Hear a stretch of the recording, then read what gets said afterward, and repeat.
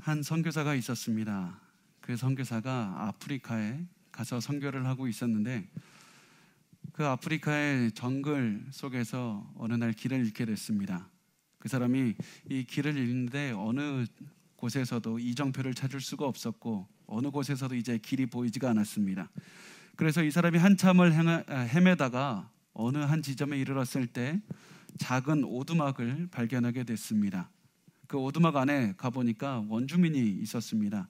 그래서 이 사람이 더듬거리는 그 지역의 말로 더듬거리면서 내가 길을 잃었으니까 내가 나가는 길을 좀 알려달라고 얘기를 했습니다. 그러니까 그 사람은 알겠다고 하더니 일어나서 앞장서서 자기를 따라오라고 그러면서 앞장서서 갔습니다. 선교사는 그 원주민의 뒤를 바짝 쫓아서 갔습니다. 그런데 가면 갈수록 뭔가 좀 이상했습니다. 좀 길이 보이고 사람들이 다니는 흔적이 보여야 되는데 가면 갈수록 더욱더 덩굴은 많아지고 풀은 길게 자랐습니다. 불안해서 이 사람이 그 더듬거리는 말로 다시 한번 이 원주민에게 물었습니다. 지금 우리가 제대로 가고 있는 거 맞습니까? 이 길이 우리가 가는 길이 맞습니까? 그렇게 얘기를 했습니다. 그러니까 원주민이 웃으면서 뒤도 돌아보지 않고 이렇게 얘기를 했다고 합니다. 이 지역에 길이란 건 없습니다. 제가 가는 길이 길입니다. 제가 길입니다. 사실 우리가 살아가는 삶이 참 이런 것 같습니다. 우리의 앞에서 무엇인가 길이 있고 길이 보이면 좋은데 도저히 길이 보이지 않을 때가 참 많이 있습니다. 매일 우리가 걸어가는 길이 참 길이 없는 길을 가야 할 때가 참 많습니다. 우리가 오늘을 매일매일 살아가고 있는데 오늘이란 이 하루는 우리가 한 번도 가보지 않은 그런 하루입니다. 한 번도 가보지 않은 길을 걸어가게 됩니다. 그리고 오늘 단순히 오늘 하루를 살아갈 뿐만 아니라 오늘 혹시라도 우리가 고난을 겪게 되고 어려움을 겪게 된다면 우리가 단 한 번도 겪어보지 않은 어려움을 매일매일 헤쳐가야 됩니다. 그 앞에 어떠한 길이 보이지도 않고 어떻게 가야 되지 못하는 그런 고난의 길을 매일매일 이겨내면서 걸어가야 됩니다. 그런데 이 길을 나 혼자만 걸어가도 힘든데 정말 힘들게 하는 것은 우리 뒤를 따라오는 많은 사람들이 있다는 사실입니다. 한 가정의 아버지와 어머니가 됐다면 아이들을 이끌고 고난의 그 길을 걸어가야 되고 사업장과 직장에서 직원들이 있고 후임이 있고 그 팀이 있다면 그 사람들을 이끌고 계속해서 걸어가야 됩니다. 길이 보이지 않아도 방향을 보이지 않아도 어떻게 해서든지 방향을 찾아서 다른 사람들까지 이끌고 이 길을 다 헤쳐나가야 됩니다. 이때 우리가 많이 기도하게 됩니다. 하나님, 어떻게 걸어가야 됩니까? 길이 보이지 않습니다.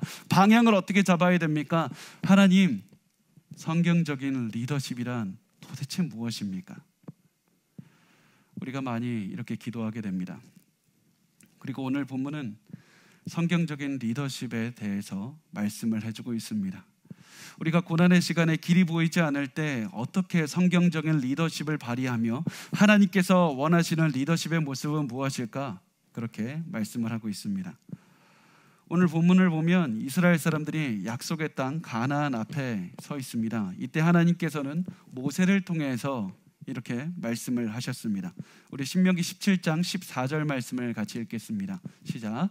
내가 내 하나님 여호와께서 내게 주시는 땅에 이르러 그 땅을 차지하고 거주할 때 만일 우리도 우리 주위의 모든 민족들 같이 우리 위에 왕을 세워야겠다는 생각이 나거든. 하나님 말씀합니다. 지금은 너희에게 왕이 없다. 그렇지만 언젠가 너희가 인간의 왕을 달라고 구할 날이 올 것이다. 너희가 지금은 이스라엘의 왕이 없다. 하나님께서는 이스라엘에 인간 왕을 주는 것이 원래 하나님의 뜻이 아니었습니다.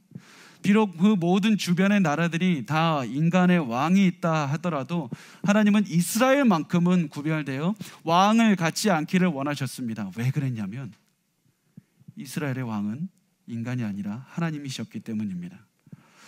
너희가 하나님을 바라보고 하나님을 왕으로 인정하고 하나님을 따라서 행하면 된다.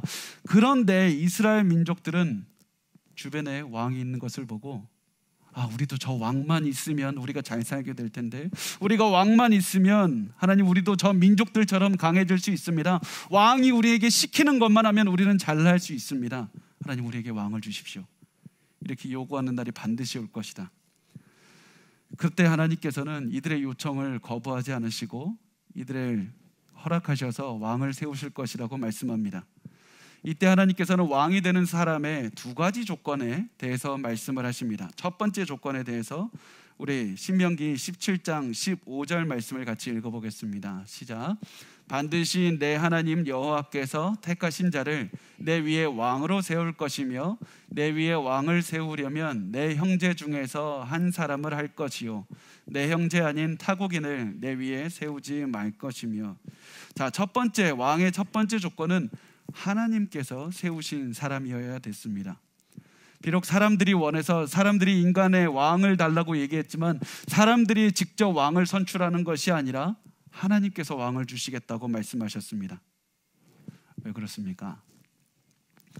사람들이 왕을 원했던 그 첫 번째 이유, 가장 근본적인 이유가 무엇이냐면 우리도 다른 나라처럼 되고 싶습니다. 우리도 다른 민족처럼 되고 싶습니다. 그래서 왕을 주십시오. 만약 이들에게 직접 왕을 선출하게 한다면 다른 나라와 같은, 그렇게 다른 나라로 이끌 수 있는, 다른 나라와 같은 모습으로 만들 수 있는 그런 왕을 선출할 것이 뻔했습니다. 세상 민족들이 원하는 왕으로 그렇게 뽑아서 이 왕은 하나님의 민족이 아니라 세상에 원하는 그런 모습으로 이 나라를 바꿔갈 것이 뻔했습니다. 하나님께서는 그것이 아니라 내가 원하는 사람, 하나님께서 원하는 사람, 하나님께서 원하는 방식으로 이끌 수 있는 그런 왕을 주시겠다고, 직접 왕을 뽑겠다고 말씀을 하셨습니다. 자, 두 번째 왕의 조건은 무엇이냐면 이 말씀에 보면 타국인이 아닌 이스라엘 사람이 왕이 되어야 된다고 말씀을 하셨습니다. 어떻게 보면 이 말씀이 굉장히 이상하게 들릴 수 있습니다. 아니, 누가, 어떤 바보 같은 사람이 타국인을 자기의 왕으로 모셔와서 뽑습니까? 그게 말이 됩니까? 그런데 하나님께서 이렇게 말씀하신 이유를 알려면 당시 고대 근동에서 벌어지고 있는 이유에 대해서 좀 이해를 해야 됩니다. 당시에는 외국인들을 왕으로 고용하기도 했습니다. 우리한테 이상하게 들릴지 모르지만 외국인들을 왕으로 불러서 고용하기도 했습니다. 언제 그랬냐면 강한 나라들은 그렇게 하지 않았습니다. 약한 나라가 다른 나라의 침략을 받아서 왕이 없는 상태가 됐을 때, 아니면 그 나라를 유지하고 있는 시스템 자체가 붕괴가 되었을 때, 마치 그 무정부 상태처럼 그런 상태가 되어버렸을 때 이 약한 나라가 자기들을 일으켜 세우기 위해서 다른 나라 사람을 불러서 우리의 왕이 되어 주십시오 할 수가 있다는 겁니다. 그런데 이때 다른 나라 사람을 불러들일 때 그 사람이 강한 군사력을 가지고 있는 경우가 대부분이었습니다. 당신의 군사력을 가지고 우리나라에 질서를 주시고 당신이 우리나라를 더욱더 부강하게 만들어 주십시오, 우리의 왕이 되어 주십시오. 그런데 하나님께서는 안 된다고 하셨습니다. 왜 그랬습니까? 이 외국인들에게는 한 가지가 부족했습니다. 그것이 무엇이냐면 하나님의 말씀을 모른다는 것이었습니다. 이스라엘 민족이 하나님께서 이들을 이렇게 지키시고 보호하시는 것은 이 사람들이 돈이 많아서도 아니고 나라가 강해서도 아니고 이 사람들이 경제력이 그렇게 좋아서도 아니고 군사력이 강해서도 아니라 하나님께서 선택하시고 하나님과 관계를 맺고 하나님께서 말씀을 주셨기 때문에, 그래서 특별해서 하나님께서 이끄시는 것인데, 만약에 이들이 그 약속을 모르고 하나님을 알지 못하는 다른 외국 사람을 불러와서 이들의 왕으로 삼는다면 이들이 더 이상 하나님의 백성으로서의 존재 가치를 잃어버립니다. 하나님으로부터 멀리 떠나가게 됩니다. 그래서 하나님께서는 절대로 너희 가운데서 왕을 뽑아야 된다 말씀을 하셨습니다. 그렇고 이렇게 말씀하신 하나님께서는 성경 전체를 보면 도저히 리더가 될 것이라고, 왕이 될 것이라고 예상하지 못하는 그런 사람들을 뽑아서 이스라엘을 이끌게 하셨습니다. 예를 들면 모세가 있습니다.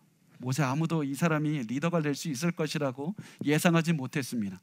기드온이 있습니다. 다윗, 예레미야, 이사야, 이런 모든 사람들이 모두 내가 하나님께 부르심을 받아서 이스라엘을 이끌 것이라고 예상하지 못했습니다.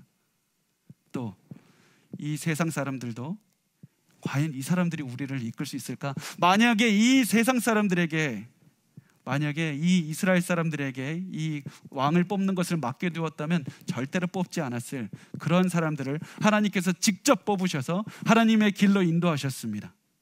그리고 단순히 그냥 인도하신 것이 아니라 이들을 통해서 길을 인도하셨고 이들의 고난의 길로 가게 하셨고 이 고난을 다 넘어갈 수 있는 그런 길로 이들을 인도하게 하나님께서 사용하셨다는 사실입니다.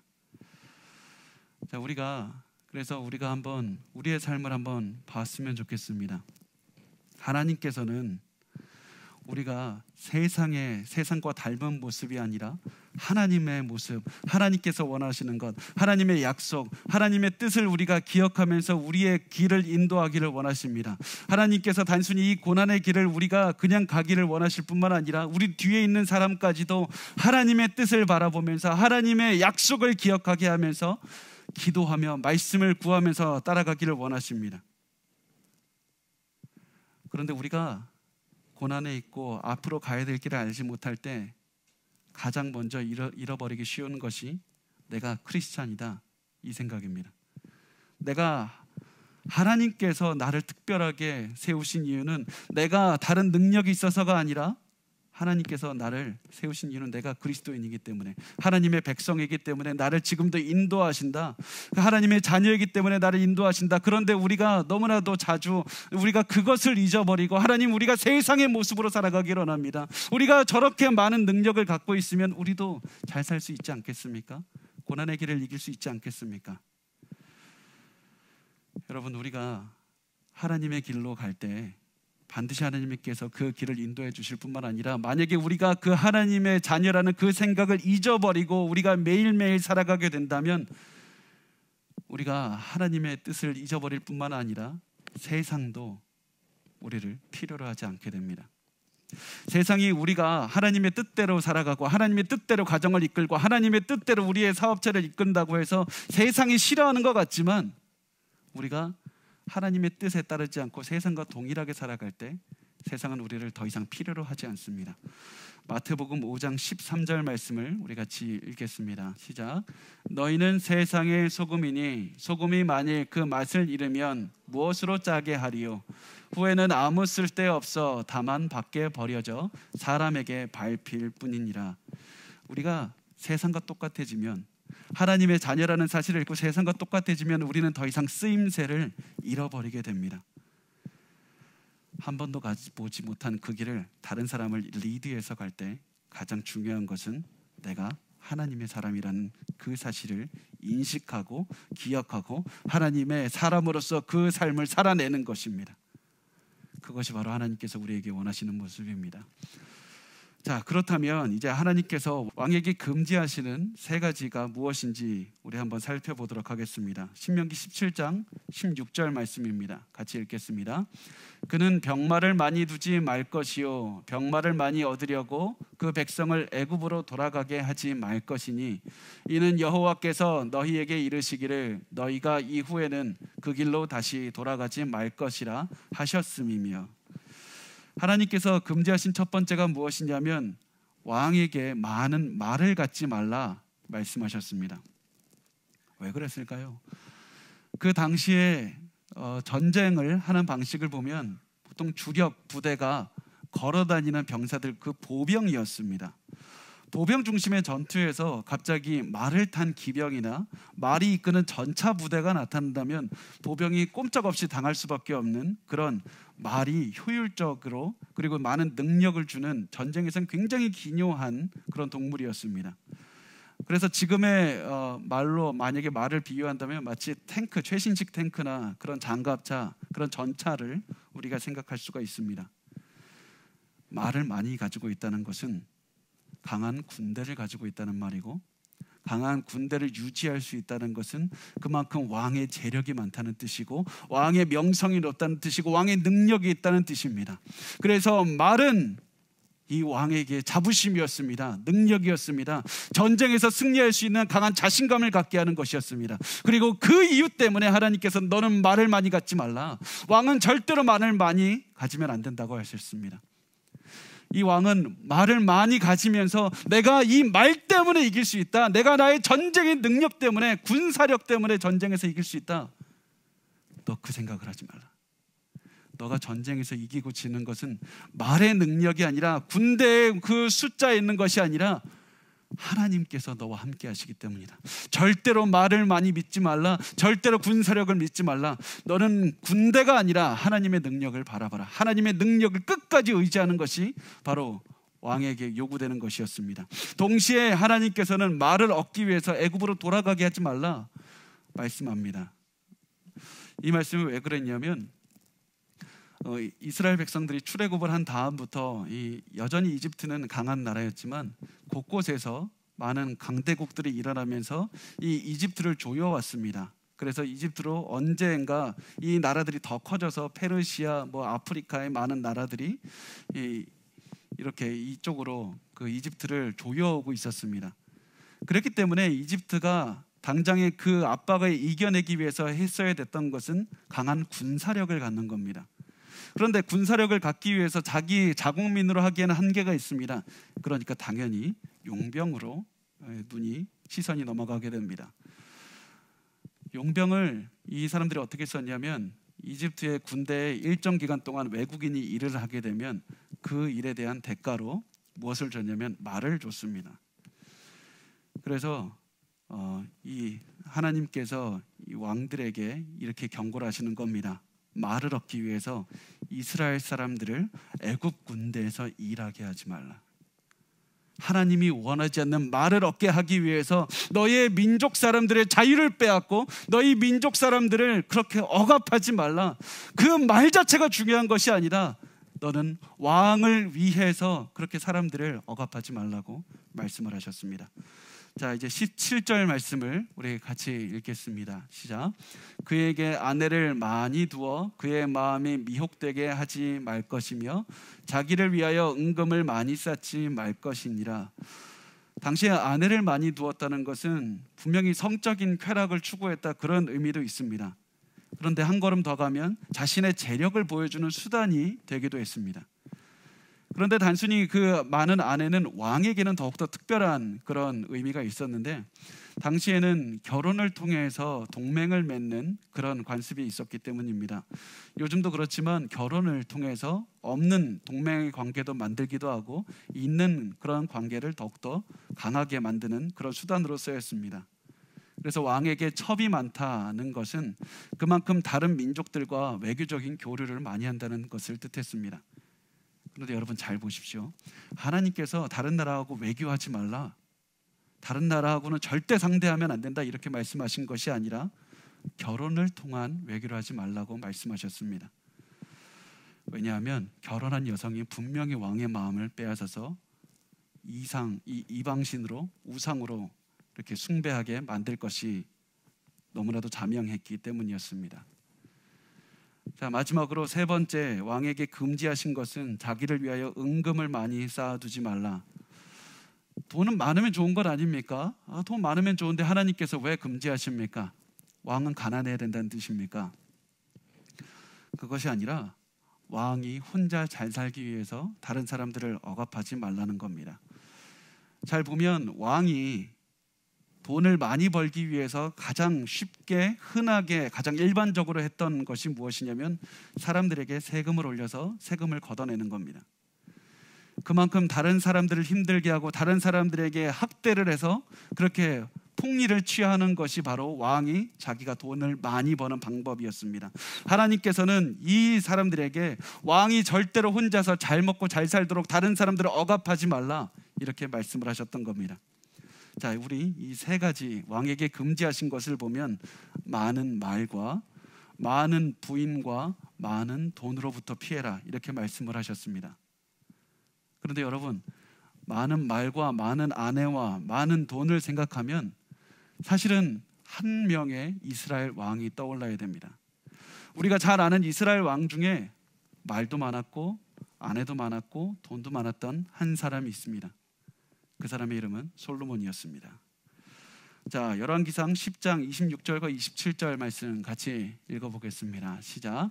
솔로몬이 병거와 마병을 모음에 병거가 1,400대요 마병이 12,000명이라 병거성에도 두고 예루살렘 왕에게도 두었으며 왕이 예루살렘에서 은을 돌같이 흔하게 하고 백향목을 평지에 뽕나무같이 많게 하였더라. 솔로몬은 엄청나게 많은 말이 있었습니다. 돈도 많았습니다. 그 다음 절에 28절에 보면 이 말들이 애굽에서 왔다고 말씀을 합니다. 그 다음에 열왕기상 11장 1절에 보면 솔로몬은 많은 이방 여인들을 사랑했다. 모든 것들을 다 어겼습니다. 우리는 이 말씀을 보면서 흔히 하나님 솔로몬과 같은 복을 주십시오, 사실 기도하지만 사실은 이 말씀을 통해서 하나님께서는 솔로몬이 좋은 왕이 아니었다, 하나님의 뜻을 그렇게 따르는 좋은 왕이 아니었다는 사실을 말씀을 하고 있습니다. 솔로몬은 세상의 기준에서는 좋은 왕이었을지 모릅니다. 세상의 기준에서는 돈도 많고 능력도 있고 지혜도 있고 부인도 많고 말도 많은 그런 사람들이, 그런 왕들이 따르고 싶어하는 왕이었을지 모르겠습니다. 그렇지만 하나님께서 원하시는 리더의 모습은 갖지를 못했습니다. 그래서 하나님께서는 솔로몬 이후에 나라를 반으로 가르겠다고 말씀을 하셨습니다. 그런데 더 큰 문제가 무엇이냐면 솔로몬은 자기가 잘 살고 있다고 생각했습니다. 내가 하나님께 받은 지혜를 가지고 정말 이 나라 잘 운영하고 있다고, 나 잘 살고 있다고 생각했습니다. 나에게 많은 지혜가 있어서 내 생각만 따르면 이거 잘 되는 것 아닙니까? 내가 길을 가는데 돈도 많이 법니다. 군사력도 많이 생깁니다. 이렇게 잘 가고 있는데 무엇이 문제입니까? 하나님 나에게 복 줘서 잘 가는 것 아닙니까? 이렇게 착각하고 살아서 정말 중요한 것 하나가 솔로몬 시대에 없었는데, 그게 뭐냐면 선지자들이 등장을 하질 않습니다. 하나님의 뜻을 전달하는 선지자가 솔로몬 시대에 등장하질 않습니다. 솔로몬이 즉위할 때, 왕으로 즉위할 때 등장하고, 다음에 등장한 때는 솔로몬 다음의 왕이 세워질 때 등장합니다.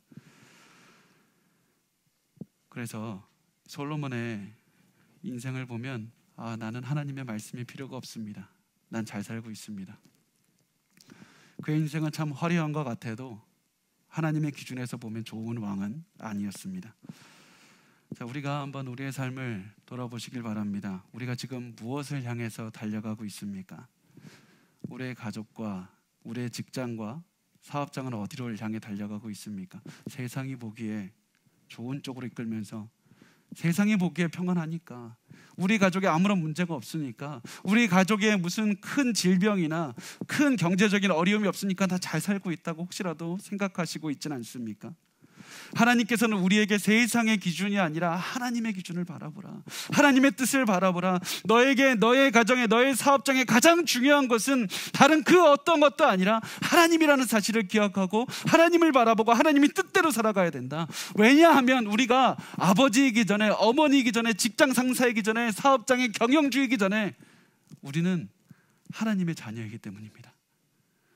우리에게 가장 중요한 것은 하나님의 자녀고 하나님의 백성이라는 그 하나님의 그 뜻인, 우리에게 주신 그 가치관, 우리에게 주신 그 하나님의 그 자녀라는 그 생각 자체가 가장 중요한 것이기 때문입니다. 그래서 고난이 올 때도, 평안이 올 때도 항상 이것을 기억하십시오. 나는 그리스도인이고 내 삶의 목적은, 내 가정의 목적은, 내 사업장의 목적은 하나님께 영광을 돌리기 위해서 살아가고 있는 것이다.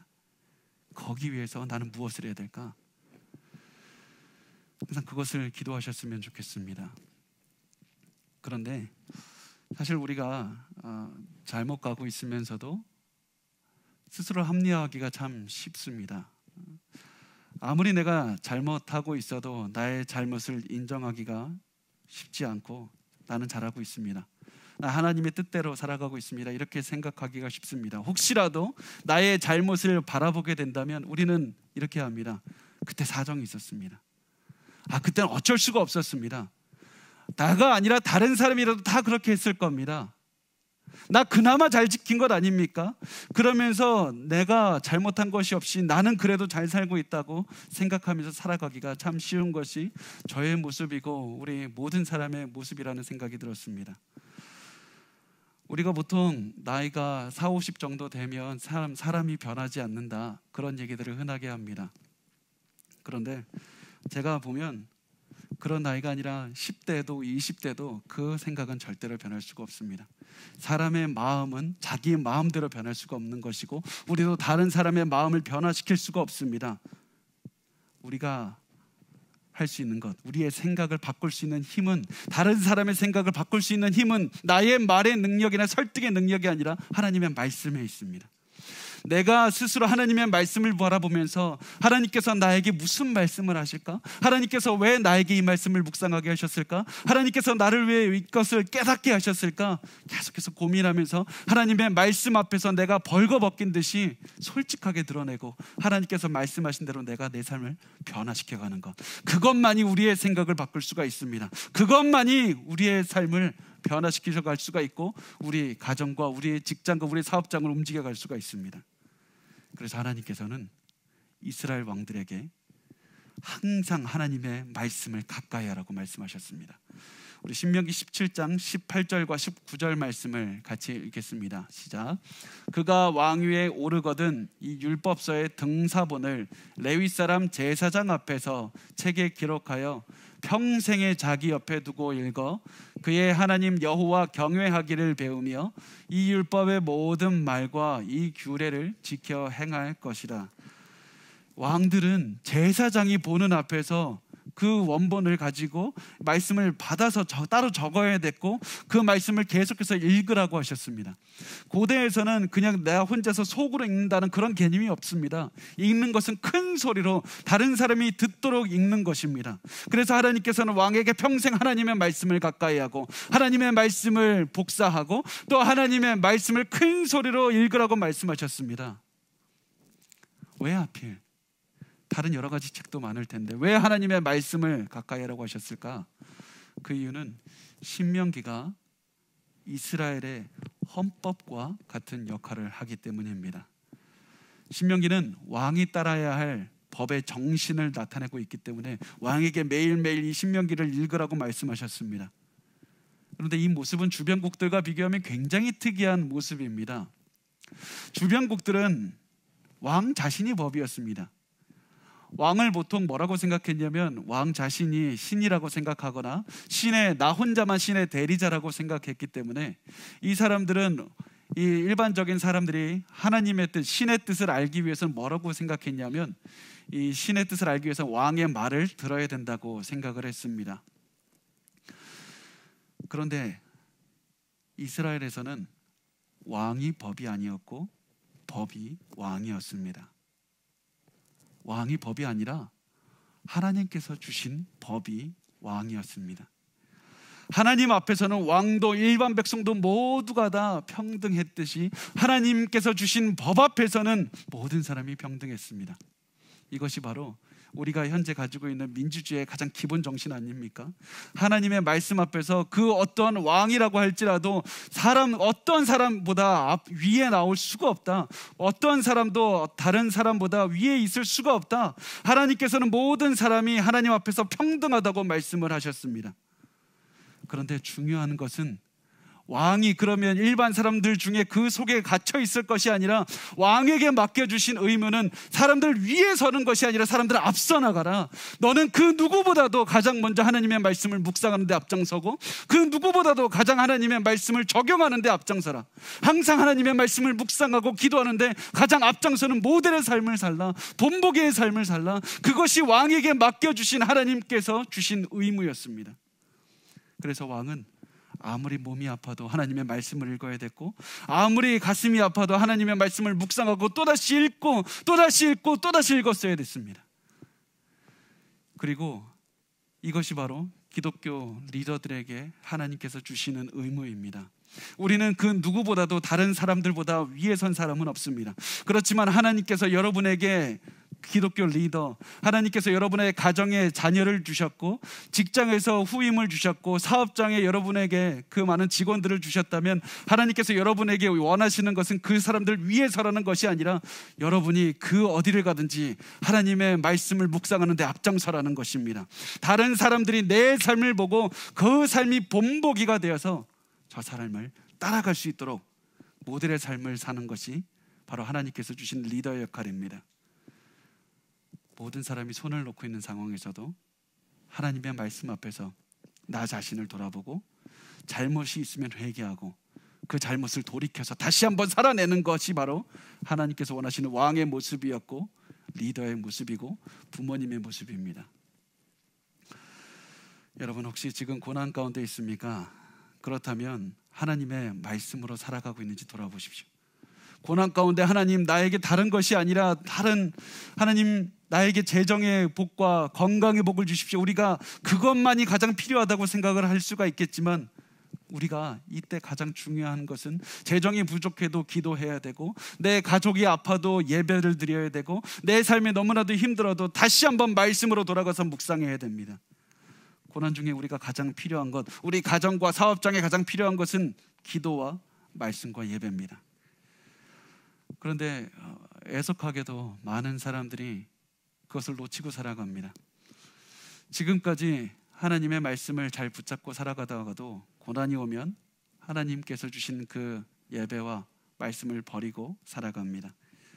교회를 떠나갑니다. 그러면서 교회가 떠나가면서 고난이 끝나면 다시 오겠습니다. 고난이 끝나면 다시 회복하겠습니다. 고난만 끝나면 그렇게 떠나가면서 그냥 그 혼자만 떠나가도 가슴이 아픈데 이 분들이 데리고 있는 자녀들 이 같이 떠나가는 모습을 보면서 너무나도 가슴이 아픈 것을 느끼게 됩니다. 그리고 그렇게 떠나가신 분들은 고난이 끝나도 돌아오지 않습니다. 여러분 기억하십시오. 한 리더가 세상을 선택하면 그 리더를 따르고 있는 그 모든 사람들도 세상으로 따라갈 수밖에 없습니다. 한 리더가 세상을 선택하면 여러분의 자녀들과 여러분의 직장에 있는 후임들도 다 세상을 따라가는 그런 위험에 놓여지게 됩니다. 사실 이 생각을 하면서 제가 이런 생각이 들었습니다. 이런 말은 하기 쉬운데 세상에선 사실 그렇게 녹록하지 않습니다. 특히 제가 이런 생각을 하게 되는 것이 저 같은 사람은 교회 안에서 매일 그 신앙을 가지고 있는 사람들과 대화하고 그 안에서 살다 보니까 오히려 이것은 저에게는 더 쉬운데 세상 속에서 사업을 하면서 세상 속에서 살아가는 하나님의 말씀을 거부하면서 세상 속에서 살아가는 사람들에게는 너무나도 어려운 사실을 그래서 제가 많이 생각을 했습니다. 여러분이 저보다 더 어려운 삶을 살고 있습니다. 세상 가운데 하나님의 말씀대로 살아가야 되는 하나님의 말씀을 선택하고 끝까지 가정을 이끌어야 되고 사업장을 이끌어야 되는 그 의무를 가지고 있습니다. 그래서 이 세상 가운데에서 하나님의 뜻대로 살아가는 것 불가능하다고 느껴질 수 있습니다. 그렇지만 저는 확신합니다. 교회 안에서 하나님께서 주관자가 되시듯이 교회 밖에서도 하나님은 역시 역사의 주관자가 되시고 교회 밖에서도 역시 하나님께서는 우주 만물의 왕이 되십니다. 이 교회 안에서 저에게 은혜를 주시고 평안을 주신 하나님께서는 여러분의 삶 가운데에서도 반드시 하나님께서 평안을 주시고 하나님께서 인도하실 겁니다. 그래서 우리가 말씀을 지키기 어려운 곳에서도 끝까지 하나님께 순종하는 모습을 보이고 끝까지 하나님의 말씀을 따라갈 때 하나님께서는 여러분을 통해서 여러분의 가정을 이끄시고 여러분의 삶을 이끄실 뿐만 아니라 여러분의 환경까지도 변화시켜 주시리라고 저는 확신하고 있습니다. 바로 이 모습을 보여준 것이 성경에 등장하는 요시야 왕이었습니다. 요시야 왕이라는 사람을 보면 굉장히 이 신명기서 17장의 말씀을 잘 지킨 그런 왕으로 보여지고 있습니다. 이 사람이 어느 날 성전을 정리하다가 사람들이 하나님의 말씀을 적은 책을 발견하게 됩니다. 그동안의 왕들이 하나님의 말씀을 읽고 계속해서 묵상했어야 되는데 그것을 외면해서 잊어버렸던 그 율법책, 하나님의 말씀책이 발견이 된 것입니다. 우리 역대하 34장 18절과 19절 같이 읽겠습니다. 시작.